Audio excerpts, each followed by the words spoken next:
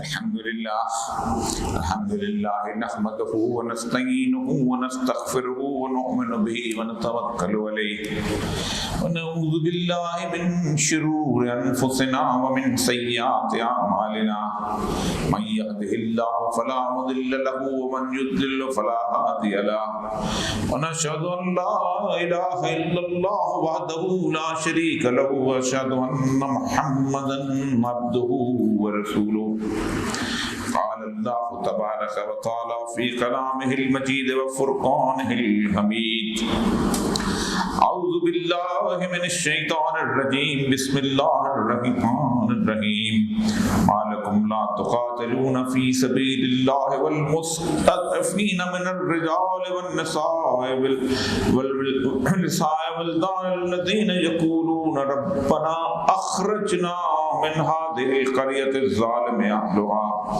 واجعل لنا من لدنك وليا واجعل لنا من لدنك نصيرا رب اشرح لي صدري ويسر لي أمري واحلل عقدة من لساني يفقهوا قولي صدق الله العظيم۔ حضرات گرامی، اس وقت امت مسلمہ جس قسم کی صورتحال کا شکار ہے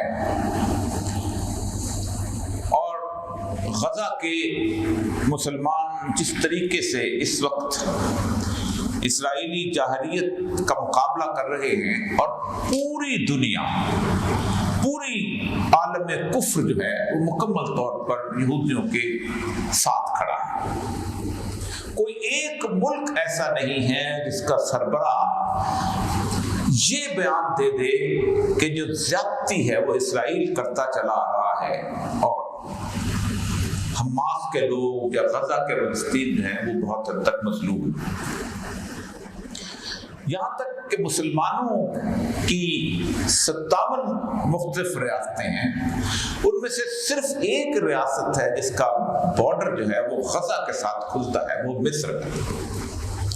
غزہ جو ہے یہ ایک پٹی ہے چھوٹی سی جو سمندر کے سے ایک طرف پورے کا پورا سمندر کا اس کا راستہ ہے، باقی 3 طرف جو ہے وہ یوں کر کے اسرائیل بنتا ہے، اور ایک چھوٹا سا راستہ آتا ہے جو مصر کے صحرائے سینا میں کھلتا ہے۔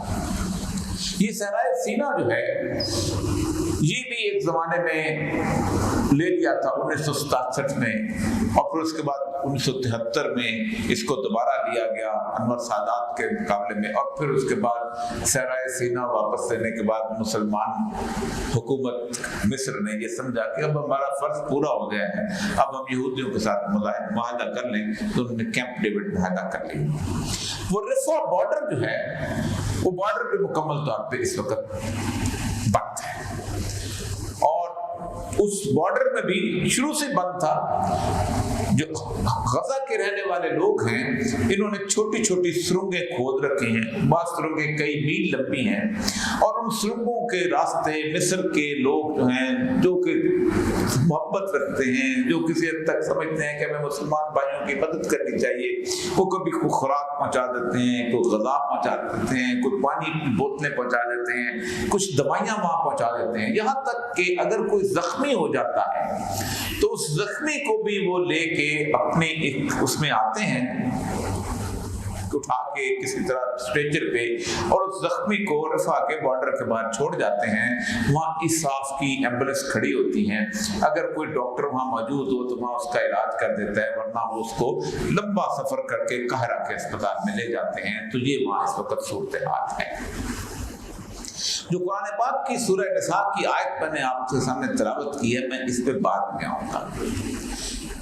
یہ آیت پوری امت پر اللہ تبارک و تعالیٰ نے ایک ذمہ داری عائد کی ہے۔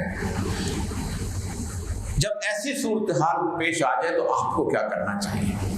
لیکن سب سے پہلے ایک چیز جو ہے لوگوں کے ذہنوں سے نکالنی ضروری ہے کہ ہم سب نے یہ سمجھ لیا ہے کہ اسرائیل جو ہے ایک بہت جائز قسم کی مملکت ہے، 75 سال سے قائم ہے، اس کا ایک قومی ترانہ ہے، اس کا ایک حکومت ہے، اس کے اندر لوگ منتخب ہوتے ہیں، سب کچھ ہوتے ہیں، اور اس لیے وہ جیسے پاکستان ہے، جیسے باقی لوگ ہیں، ایسے ہی اس طرح کی ایک ریاست ہے، جیسے فرانس ہے، جیسے امریکہ ہے، جیسے سعودی عرب ہے۔ تو مختلف کیا ہے؟ تو اس کے خلاف جنگ کیوں ہونی چاہیے؟ دو خاص طور پہ لوگ ہیں جو یہ سمجھتے ہیں، دو قسم کے لوگ، ایک سمجھتے ہیں کہ یہ مکمل طور پہ ایک جائز ریاست ہے، اور دوسرے سمجھتے ہیں کہ جائز اس لیے ہے کہ جہاں پر ایک زمانے میں یہودی 2000 سال پہلے رہتے تھے اور 70 عیسوی میں 70 AD میں ٹائٹس جنرل نے ان کو نکال دیا تھا اور وہ وہاں سے چلے گئے تھے، تو 2000 سال کے بعد ان کو دوبارہ واپس رہنے کا حق حاصل ہے۔ قرآن پاک نے خاص طور پہ سورہ بنی اسرائیل کے آغاز میں بنی اسرائیل کی اس ہجرت کا ذکر کیا ہے، اور مکمل طور پر تفصیل سے کیا ہے۔ وَقَضَيْنَا إِلَىٰ بَنِي إِسْرَائِيلَ فِي الْكِتَابِ لَتُفْسِدُنَّ فِي الْأَرْضِ مَرَّتَيْنِ وَلَتَعْلُنَّ عُلُوًّا كَبِيرًا۔ ہم نے کتاب میں لکھ دیا تھا بنی اسرائیل کے بارے میں کہ تم 2 دفعہ فساد پیدا کرو گے زمین کے اندر، اور بہت بڑا فساد پیدا کرو۔ لیکن پہلی دفعہ کے فساد کے بارے میں یہ بخت نصر کے حضرت عیسیٰ کی آمد سے پہلے دنیا میں بہت بڑی ریاستیں ہوتی تھیں، وہ 3 ہوتی تھیں، بلکہ بعض تاریخ دان کہتے ہیں 4 ہوتی تھیں۔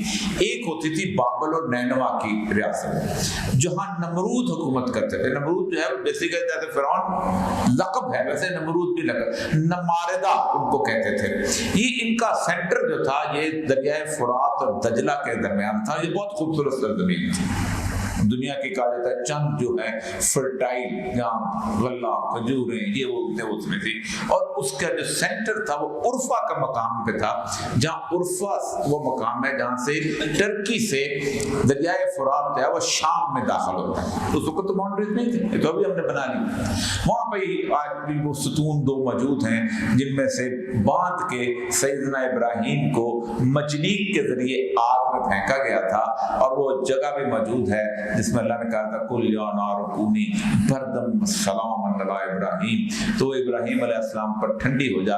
تو ایک پانی کا بہت بڑا پونڈ بنا ہوا ہے، اگر اللہ تعالیٰ آپ کو توفیق دے وہ جا کے دیکھیں تو اس میں وہ مچھلیاں ہیں وہ تیرتی ہیں کہ جن کو بڑے وہ لوگ محبت سے ان کو دیکھتے ہیں اور پانی ڈالتے ہیں، کھانا پینا ڈالتے ہیں اس جگہ پہ۔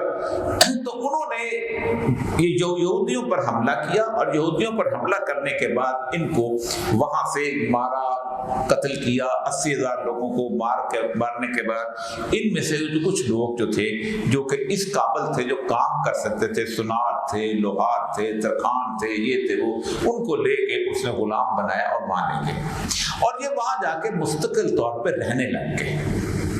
اللہ کہتے ہیں اس کے بعد وَإِذَا جَاءَ وَعْدُ أُولَاهُمَا بَعَثْنَا عَلَيْكُمْ عِبَادًا لَنَا أُولِي بَأْسٍ شَدِيدٍ فَجَاسُوا خِلَالَ الدِّيَارِ وَكَانَ وَعْدًا مَفْعُولًا۔ اور پھر اللہ کہتا ہے میں نے تم پر بھیجے اپنے بندے لڑائی والے سخت، تو وہ گھس گئے گھروں کے اندر، یہ ایک وعدہ تھا جو پورا ہو کر رہنا تھا۔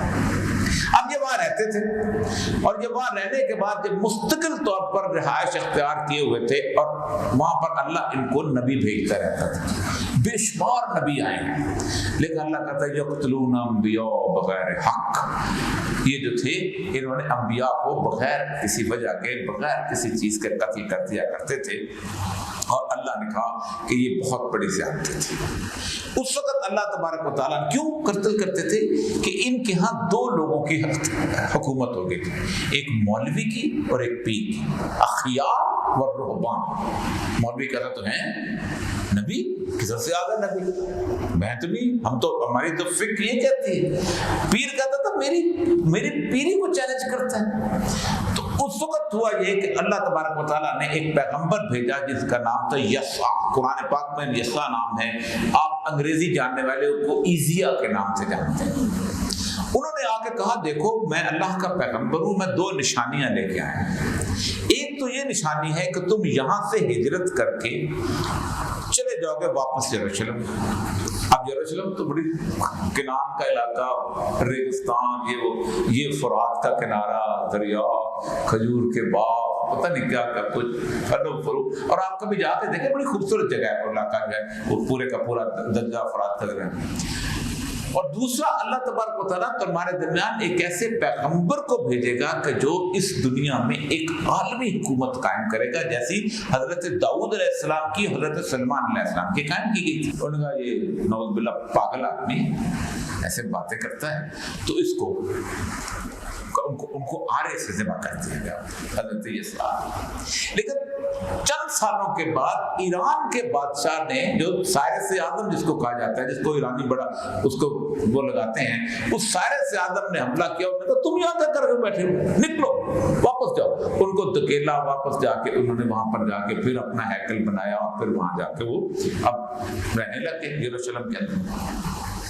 اللہ نے ان کو توڑ کرنے کے لیے حضرت عیسیٰ علیہ السلام کو ایسی نشانیاں دے کے بھیجی جو کسی پیغمبر کو نہیں دی تھی۔ ایک صالح نیک گھرانے کی نیک عورت کے گھر میں بغیر باپ کے پیدا کیا، نعوذ باللہ یہ تو ولد الحرام۔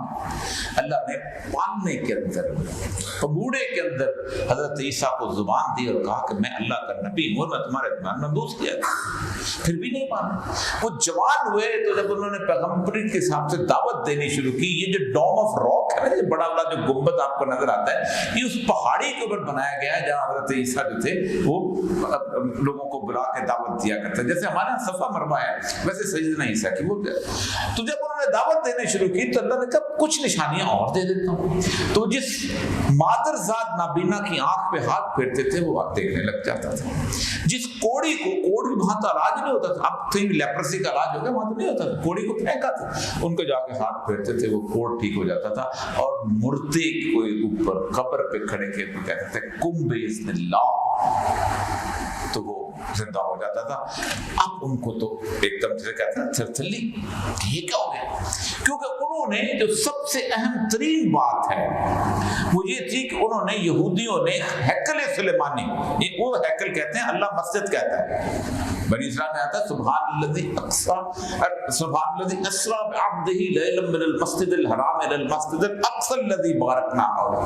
ہم نے اپنے بندے کو سیر کرائی راتوں رات مسجد حرام سے مسجد اقصی تک۔ یہ جو ہم کہتے ہیں نا مسجد اقصی بعد میں بنی، بالکل بعد میں نہیں بنی، یہ جو ان کا ہیکل ہے یہی ہماری مسجد ہے۔ قرآن کہتا ہے مسجد، قرآن ہیکل نہیں کہتا۔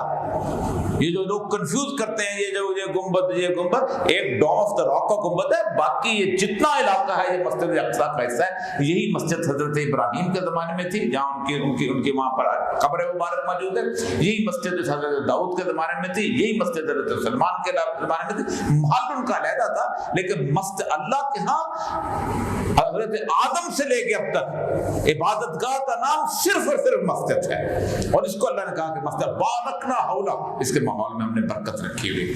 تو وہ انہوں نے سود کی دکانیں کھولی ہوئی تھی، بہت بڑے بڑے، اور سود کی دکانوں کے اندر، اسی لیے کبھی کبھی میں سوچتا ہوں کہ اللہ تبارک و تعالیٰ نے کیوں اعلان کیا ہوا ہے سود کا کہ اسی کے اوپر ساری بیس کر۔ تو حضرت عیسیٰ نے ان کو سود کی دکانیں جا کے الٹ دی، اور پھر انہوں نے جا کے اس سے رومن جرنیل سے کہا، گورنر سے کہا کہ اس کو سلیب دے دو۔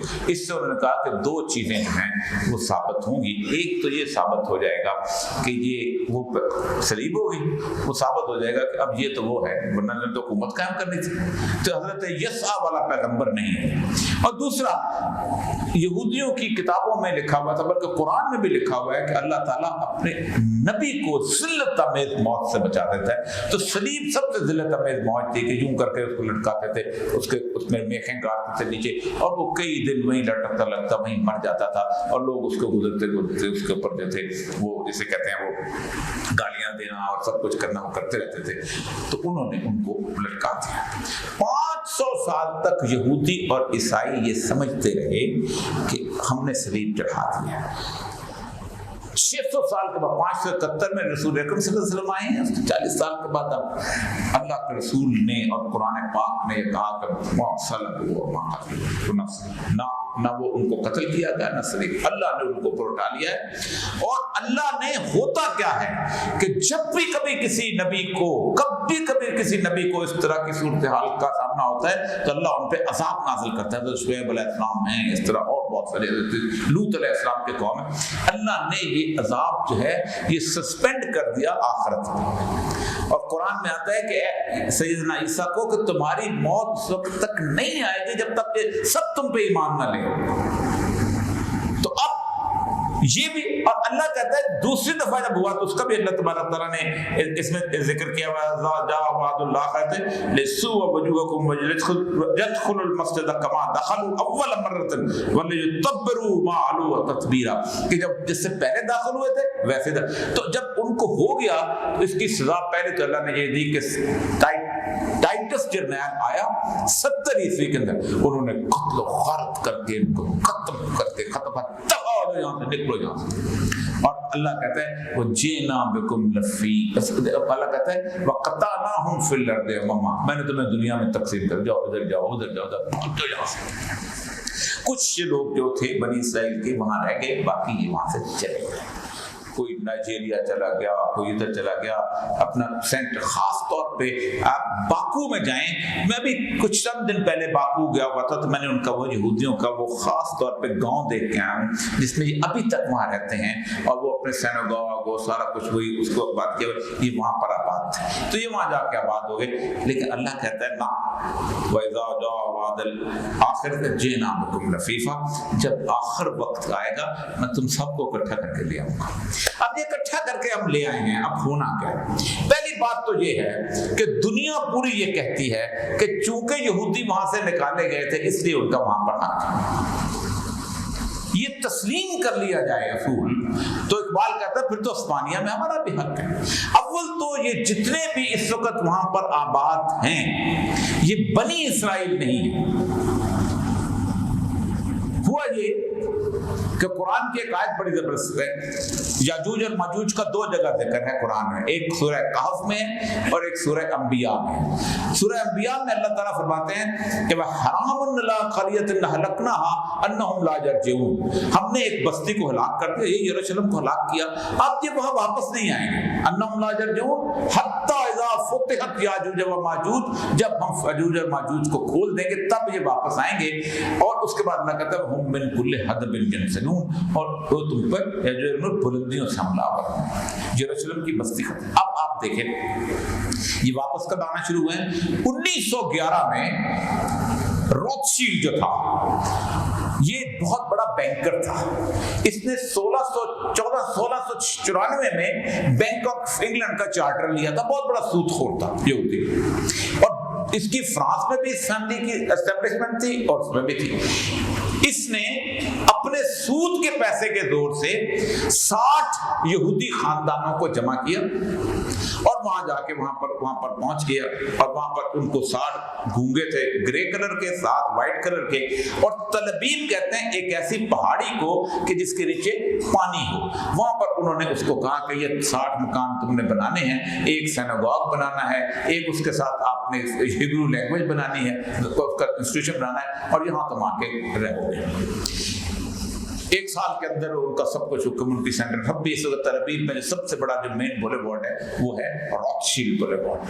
تو اس کا مطلب یہ ہے کہ یاجوج اور ماجوج، اگر اللہ کہتا ہے کہ واپس آنا ہے تو یاجوج اور ماجوج کھل گئے، تو اقبال نے اس میں کہا تھا کھل گئے یاجوج اور ماجوج کے لشکر تمام، چشم مسلم دیکھ لے تفسیر حلف جنسل۔ قرآن نے سورہ کہف میں 3 سفر ہیں حضرت ذوالقرنین، پہلا سفر مشرق کی طرف، دوسرا سفر مغرب کی طرف، اس کی تفصیل لمبی بات ہے، میں صرف تیسرا سفر وہ ہے کہ جہاں آپ اوپر جاتے ہیں اور پہاڑ کی ایک سد ہے، ایک جسے کہتے ہیں گھاٹی ہے، اس کے اندر ایک قوم ملتے ہیں جو قادونا جارسکون قولا، کہ جو کہتے ہیں ہمیں ان کی زبان سمجھ نہیں آتی، فرمایا یاجوج اور ماجوج ہیں، یہ بہت فساد کرتے ہیں، تم ان کے لیے کچھ دیوار بنا دو۔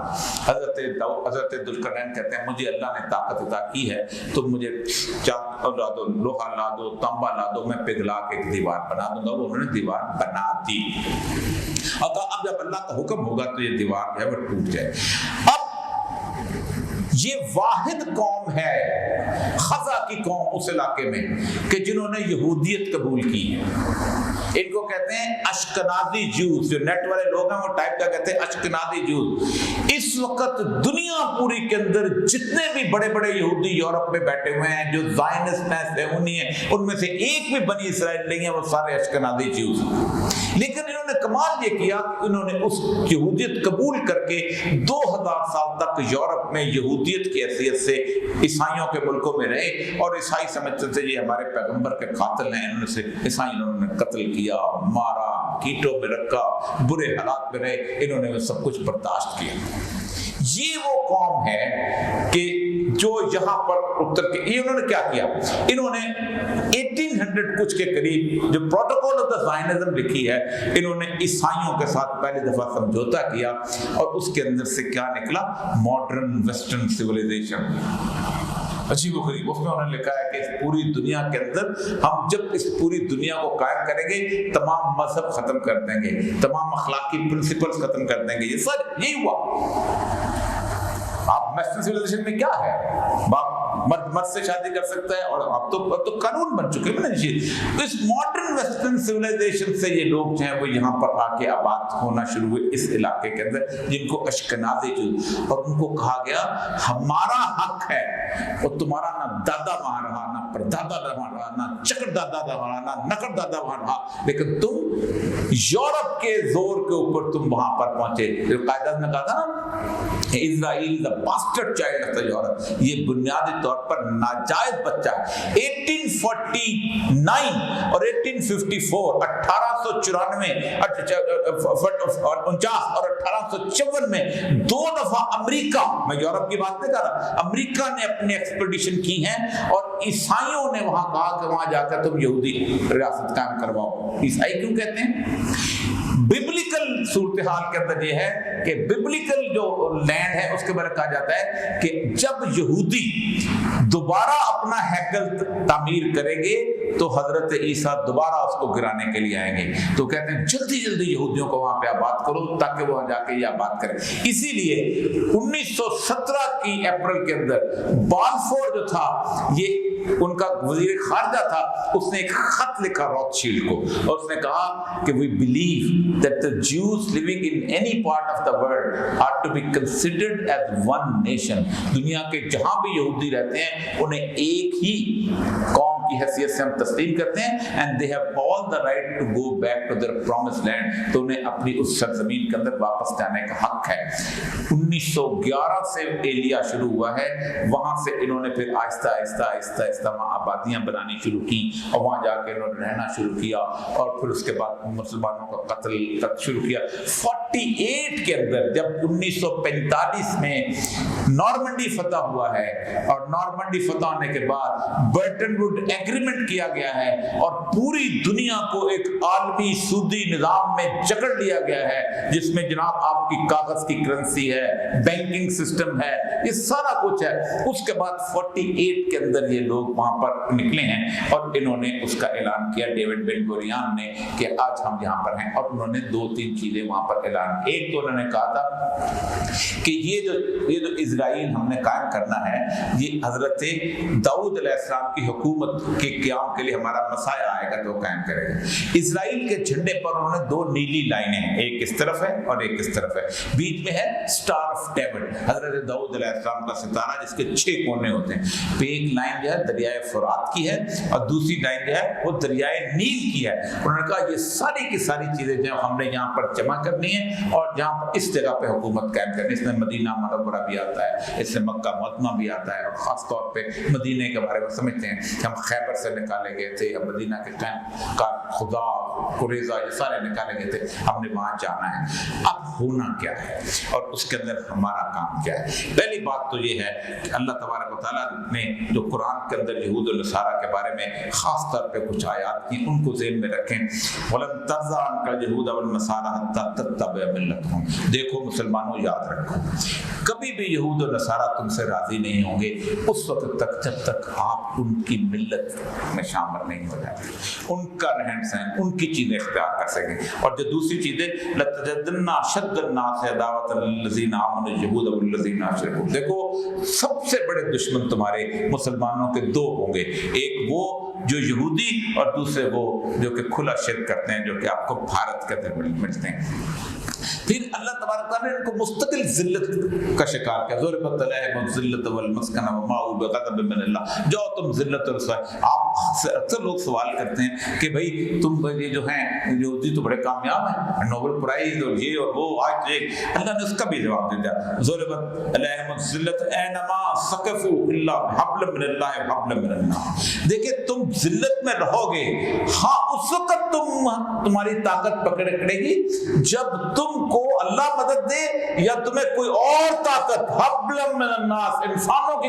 تو امریکہ آج پیچھے ہٹ جائے, یورپ اگر پیچھے ہٹ جائے تو یہودی ختم ہے. یہودی تو اتنی سی تعداد ہے. تو اس وقت یہ صورتحال جو ہے جس کے اندر یہ شکار ہے. اب میں آتا ہوں کہ یہ اپنی کن پیش گوئیوں سے, صرف قرآن پاک کی بات نہیں, میں ان کی تالمود اور تورات سے کہ وہ آئیں گے. اور اس کے بعد اللہ کے رسول صلی اللہ علیہ وآلہ وسلم نے جو یاجوج اور ماجوج کے بارے میں بہت خوفناک حدیث ہے. ایک دفعہ آپ صلی اللہ علیہ وسلم اٹھے اور آپ کے ماتھے پہ پسینہ تھا اور آپ نے کہا ویل للعرب من شر قد اقترب. عرب کی تباہی, عرب کی تباہی. اس لیے کہ میں نے دیکھا ہے ایک فتنہ بہت نزدیک آ گیا ہے. اب فتنہ جو نزدیک آیا ہے تو آپ کی زوجہ ہماری ماں سیدہ زینب بنت جہش موجود تھیں. یا رسول اللہ کیا ہوا؟ فرمایا یاجوج اور ماجوج نے اس دیوار کے اندر سوراخ کر دیا ہے, اور اس دیوار کے اندر سوراخ جو ہے اس میں وہ کسی بھی وقت یہاں پر آ جائیں گے. آپ نے فرمایا یاجوج اور ماجوج, آپ سے پوچھا کہ یاجوج اور ماجوج جو ہیں یہ کیا کریں گے؟ فرمایا اگر ان کو کھول دیا گیا تو یہ زمین میں معاشی سسٹم میں فساد پیدا کریں گے. Disturbance in the economic system of the world, معیشت پہ چھائیں گے, سود کا نظام بلٹ اپ کریں گے. فرمایا یا رسول اللہ ہم ان سے شکست کر لیں گے؟ فرمایا کہ نہیں, یہ ایسی قوم ہے کہ اللہ ان سے جنگ کا اعلان کرے گا. اور اللہ جنگ کا اعلان کس سے کرتا ہے؟ سود. حرب من اللہ و رسولہ, جو سود کھاتا ہے اس سے جنگ. تو پوری اس کی تشریح. اب یہ پورے کا پورا جتنے بھی اشکنازی جوز ہیں یہ سارے کے سارے انسان پوری دنیا کے جو ہیں اس کے اوپر فائنینسز کے اوپر چھائے ہوئے ہیں. they are basically holding the entire Wall Street, they are holding the entire Bank of England کا فرسٹ چارٹر انہوں نے لیا. تو وہ وہاں پر تو یہ اب وہاں جب پہنچیں گے تو آپ نے فرمایا ویل للعرب, عرب کی تباہی. آپ نے فرمایا سب سے پہلی سیدہ عائشہ سے سب سے پہلی قوم جو ہے یہ عرب جو ہے تمہارے پاس جو ہے وہ میرے پاس پہنچے گی. پھر فرمایا ایک جوتی پڑی ہوگی, اور سیدہ عائشہ سے کہا کہ کوئی عورت کہے گی یہ تو قریش کی جوتی ہے, لیکن قریش دنیا میں موجود نہیں ہوگا. کیوں مارے جائیں گے عرب؟ اس لیے مارے جائیں گے کہ میں کہوں نا میں بلے شاہ کا بلے کی جانا میں کون, نہ میں مومن وچ مسیطہ, نہ میں وچ کفر دی ریتا من کا, میں کہتا ہوں مجھے سمجھ آتا ہے, میں سر بھی دھنتا ہوں. پٹھان کہے نا کہ مجھے رحمان بابا سمجھ نہیں آتا تو اس کو سمجھ آتا اس کی معافی نہیں. عرب کہے مجھے قرآن سمجھ نہیں آتا تو اس کی معافی نہیں ہے. ہم نے تمہاری زبان میں اتارا. جیسے ہم شعر سنتے ہیں ہم کو کسی تفسیر کی ضرورت نہیں ہے, کسی قاری کی ضرورت نہیں ہے. عرب پہ جو پہلے تھے ان کی ذمہ داری تھی. اس کا فرمایا ویل للعرب. اور سب سے اہم ترین بات یہ ہے کہ اللہ کا رسول صلی اللہ علیہ وسلم نے فرمایا کہ تم ایسے ختم ہو جاؤ گے کہ مدینہ کی مسجد نبوی میں تمہیں جنگلی جانور گھومتے پھرتے نظر آئیں گے. پوری ترتیب سے بتایا آپ نے. عمران البیت المقدس, جب بیت المقدس جو ہے وہ سینٹر سٹیج بن جائے گا, بن چکا ہے نا, اب دنیا نے اس کو اسٹیبلش کر لیا. ٹرمپ نے پچھلے سال اپنی چھوڑ دیا, باقی بھی چھوڑ دیں گے. اس کے بعد ہوگا کیا کہ وہ سارے کے سارے اس علاقے کے اندر آئیں گے. اس کے بعد اصل صورتحال جو ہے عمران البیت المقدس خراب الجسر, مدینہ ویران ہو جائے گا, مدینہ کی ریلیونس ختم ہو جائے گی. وہ خراب الجسر خروج الملمہ. پھر آپ صلی اللہ علیہ وسلم پھر بڑی جنگ کا اس کا آغاز ہوگا. اب یہ بڑی جنگ ان کے بھی ہاں ہے. وہ جو کہتے ہیں یہ جو پہلی جو ہے کہ اس میں انہوں نے کہا کہ اے صہون کی بیٹی خوشی سے چلاؤ, اے یروشلم کی بیٹی مسرت سے چیخو, دیکھو تمہارا بادشاہ آ رہا ہے, وہ عادل ہے اور گدھے پر سوار ہے, خچر یا گدھی کے بچے پر. میں یوفرم سے گاڑی کو اور یروشلم سے گھوڑے کو علیحدہ کر دوں گا. جنگ کے پر توڑ دیے جائیں گے, اس کی حکمرانی سمندر اور دریا سے زمین تک ہوگی. یہ بنیادی طور پر سیدنا عیسیٰ علیہ السلام کی دوبارہ آمد ہے, لیکن وہ اپنا اس کو دیکھتے ہیں کہ یہ صورتحال. اسی طرح اسرائیل کی ایک قرآن کیا کہتا ہے, وہ جینا بکم لفیفا, کہ ہم سارے تمہیں اکٹھا کر کے کھینچ کھانچ کے یہاں لائیں گے, جمع کریں گے. اس طرح اسرائیل کی ساری قوموں کو ساری دنیا سے جمع کروں گا, چاہے وہ جہاں کہیں بھی جا بسے ہوں, اور انہیں ان کی اپنی سرزمین میں جمع کروں گا. میں نے اس سرزمین میں ایک ہی قوم کی شکل دے دوں گا, اسرائیل کی پہاڑی, جہاں ایک ہی بادشاہ ان کی حکومت کرے گا. جیسے سیدنا عیسیٰ, یہ ایزاخیل ان کی کتاب ہے, اس کا 22واں چیپٹر ہے اور 37ویں آیت ہے. ٹھیک, اب جس وقت وہ جمع ہوں گے تو پھر رسول اکرم صلی اللہ علیہ وسلم کی حدیثیں آتی ہیں. آپ نے فرمایا پوری دنیا میں قیامت تک جہاد صرف ایک ہمارا گروہ ہے وہ کرتا رہے گا. فرمایا ایک زمانہ تم پر آئے گا کہ پڑھے لکھے لوگ کہیں گے جہاد کی کوئی ضرورت نہیں ہے, علماء کہیں گے جہاد کی کوئی ضرورت نہیں ہے. مرزا غلام احمد قادیانی نے کیا کہا تھا, ختم ہو گیا جہاد کیونکہ میں آ گیا ہوں. آپ کیا یا رسول اللہ, ایسا بھی لوگ کہیں گے کہ جہاد کی ضرورت نہیں. فرمایا جب تم پر یہ زمانہ آئے تو سمجھو سب سے بہتر جہاد کا زمانہ میں یہ ہے. تو کہا ہم اس قوم کو کہاں تلاش کریں کہ جو قیامت تک جہاد کر. فرمایا بیت المقدس کے ارد گرد جہاد کر رہے ہیں. ان کی پہچان یہ ہے کہ اس علاقے کے کسی اور جگہ نہیں کہا, شام میں نہیں کہا, سویڈن میں نہیں کہا, عراق میں نہیں کہا, یمن میں نہیں کہا, پاکستان میں نہیں کہا, ایک جگہ کہا مستقل جس جگہ جہاد جاری رہے گا وہ بیت المقدس کا جہاد ہے. اور یہاں پر ان کے ساتھ کہا کہ جب تم پھر آخری ملامت الکبریٰ میں اس کی تفصیل میں اس لیے جانے سے لمبی بات ہے, انشاءاللہ اگلے جمعے پہ اور تفصیل سے بتاؤں گا کہ پوری دنیا کے لوگ جو ہیں, فرمایا 80 جھنڈوں کے نیچے 12,000 لوگ جو ہیں وہ آئیں گے. 80 جھنڈوں کے نیچے 9,60,000 کی انفینٹری, اور وہ آ کے لڑیں گے کہاں پر, سیدنا مہدی علیہ السلام کی فوج کے ساتھ اس جگہ پہ, وہ جو حلب کے ساتھ ہے آماق کا علاقہ, اس علاقے کے اندر لڑیں گے. وہاں پر آپ صلی اللہ علیہ وآلہ وسلم نے فرمایا پھر جو فتح ہوگی نا اس میں ہوگا یہ کہ پھر دجال نکلے گا. اور آپ صلی اللہ علیہ وسلم فرمایا کہ دجال اس وقت آئے گا جب مساجد میں اس کا ذکر بند ہو جائے گا. آپ 2000 مسجدوں میں چلے جائیں, شاید یہ کوئی مولوی ہوگا جو دجال کا ذکر کرتا ہو. جبکہ آپ صلی اللہ علیہ وسلم نے اپنی نماز کی التحیات میں بیٹھ کے مستقل ایک دعا کی ہے, اللہم انی اعوذ بک من فتنۃ المسیح الدجال. اے اللہ مجھے دجال, التحیات میں بیٹھ کے دعا کی ہے, جس میں آپ رب اجعلنی مقیم الصلاۃ والی دعا پڑھتا, التحیات میں بیٹھ کے پڑھی دعا کی آپ نے. تو اس وقت جب آئے گا تو پھر سیدنا عیسیٰ علیہ السلام, اور پھر جب کہیں گے تو اب میں صرف برابر کرنا چاہتا ہوں. آپ صلی اللہ علیہ وسلم فرمایا کہ لا تقوم الساعة حتى تقاتل اليهود حتى يقول حجر وراء اليهود یا مسلم هذا يهودي فاقتلوا. تم قیامت اس وقت تک قائم نہیں ہوگی جب تک یہودیوں سے تمہاری جنگ نہ ہو لے, اور وہ پتھر بھی اس وقت اللہ کے حکم سے بول اٹھیں گے جس کے پیچھے یہودی چھپا ہوگا. کیا مسلمان یہ یہودی میری آڑ لے کر چھپا ہوا ایسے قتل کر دو.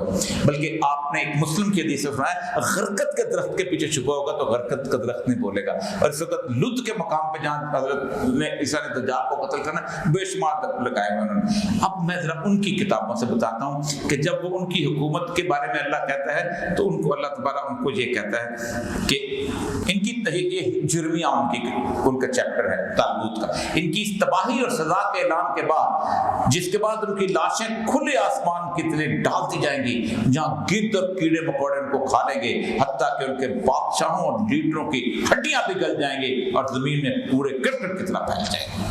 آپ اور اس میں ایک دوسری تھی کہ ایلی کہتا ہے اللہ کو, ان کے یہاں ایلی لما شبقتنی, وہ کہتے ہیں حضرت عیسیٰ کے آخری الفاظ تھے کہ اللہ تمہیں مجھے کیوں چھوڑ دیا. ایلی کہتا ہے کیونکہ تم لوگ میرے نزدیک کھوٹے سرکے ثابت ہوئے ہو, اس لیے میں تمہیں یروشلم میں جمع کروں گا جیسے سونا, چاندی, ٹن, لوہا اور کانسی کو آگ میں ڈالنے کے لیے جمع کرتے ہیں, اس طرح میں بھی تمہیں غصے اور غضب کے درمیان جمع کروں گا اور پھر تمہیں پگھلا دوں گا. میں تم پر اپنے غضب کی آگ بھڑکا دوں گا اور تم پگھل جاؤ گے. پھر تمہیں معلوم ہو جائے گا کہ تمہارے رب نے تمہارے اوپر اپنا غضب نازل کیا ہے. ضربت علیہم الذلۃ والمسکنۃ وباؤوا بغضب من اللہ. اور ہماری کیا ہے جو میں نے شروع میں آیت قرآن پاک کی سورہ نساء کی تھی کہ ما لکم لا تقاتلون فی سبیل اللہ والمستضعفین من الرجال والنساء والولدان الذین یقولون ربنا اخرجنا من هذه القرية الظالمة. تمہیں کیا ہو گیا مسلمانوں تمہیں کیا ہو گیا ہے کہ تم کیوں نہیں نکلتے ان لوگوں کے لیے کہ جو بے بس ہیں، عورتیں ہیں، بچے ہیں، اور وہ پکار پکار کر کہتے ہیں کہ کوئی ہمیں اس ظالموں کی بستی سے نکالے، اے اللہ ہمارے لیے کوئی مددگار بھیج، وجعلنا من لدنک ولیا وجعلنا من لدنک نصیرا، اپنا کوئی دوست بھیج، اپنا کوئی طرف سے کوئی مددگار بھیج۔ یعنی جو بھی مظلوموں کی مدد کے لیے نکلے گا، اللہ کہتا ہے میرا دوست ہے، میرا یار ہے، میری طرف سے نصرت کرنے کے لیے آیا ہے، اور قیامت کے دن جس کے پاس جتنی طاقت ہے اللہ اتنا حساب لے گا۔ حسان بن ثابت شعر سنایا کرتے تھے، اللہ کا رسول کہتے تھے کہ اس کے شعر تیر کے طرح لگتے ہیں۔ حسان کو شعر سنانے کی طاقت ملی تھی، اس کا حساب ہوگا۔ جس کے پاس دولت ہے، اس نے دولت اگر تبوک میں رسول اللہ نے کبھی کسی چیز کے لیے چندہ اکٹھا نہیں کیا، صرف جہاد کے لیے اکٹھا کیا۔ یہ نہیں ہوا اور یتیموں کے لیے چندہ کرو، آپ نے جہاد کے لیے تبوک میں چندہ اکٹھا کیا۔ یتیموں کی مدد تو تمہاری انڈیویجول ذمہ داری ہے، نہیں کرو گا تو قیامت اللہ تمہیں پکڑے گا۔ تو وہ اس کے، اور جس کے پاس قوت ہے، جس کے پاس طاقت ہے، 57 لاکھ 60,000 فوج ہے مسلم امت، دنیا کا ہر جدید اسلحہ کے پاس۔ جہاز بنتا ہے امریکہ سے، سعودی عرب بھی خرید لیتا ہے، یو اے بھی خرید لیتا ہے، 2 اور خرید لیتے ہیں، ایٹمی قوت ہے۔